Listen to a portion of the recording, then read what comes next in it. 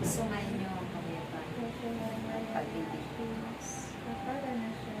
Sa araw na kayo'y nakikipagkita sa Diyos, naway may malinis kayo sa dikdikin niyo ang kanyang pag-ibig saan man kayo makarating.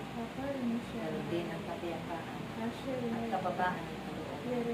Dahil isa ito sa mga mahalagang bunga ng banal na Espiritu Santo na nararapat ipalaganap ninyo sa sanlibutan. Mga anak kong minamahal, kung iginagalang ninyo ang sarili, igagalang din kayo ng inyong kapwa.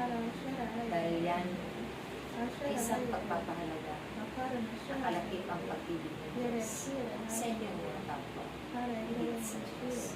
Dahil isa yan sa mga mahalagang ipinag-utos na kapag igalang ninyo ang inyong mga kapwa tulad ng paggalang ninyo sa Diyos, tunay at tiyak, ang inyong tatahakin ng Diyos ay mararating ang buhay na walang uunlad ang inyong kabuhayan at tunay na sasagana ang pagkailan.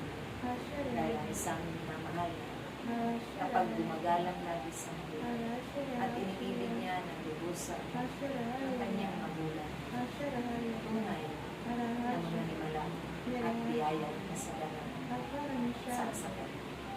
Kaya ipaabot niyo sa mga kabataan ang lahat ng gumagalang sa mundo ay umuulan ng pagkakas. Pinagpapala ng Diyos, hindi nabibigay sa kanyang mga hanay at tunay at tiyak na mararating ang kanyang kahayag sa pamamagitan ng paggawa ng mabuti sa kapwa.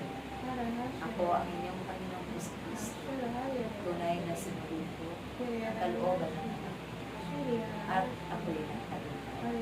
Kaya kung kayo ay sumusunod sa kalooban ng Diyos, sumusunod at iginagalang ninyo ang inyong mga magulang at ibig, tunay na kayo pagkakalaan ng Diyos. Maraming salamat at sumayin niyo ang pag-ibig at ang pagpapanalan sa isa't isa. Amen. Sino ano?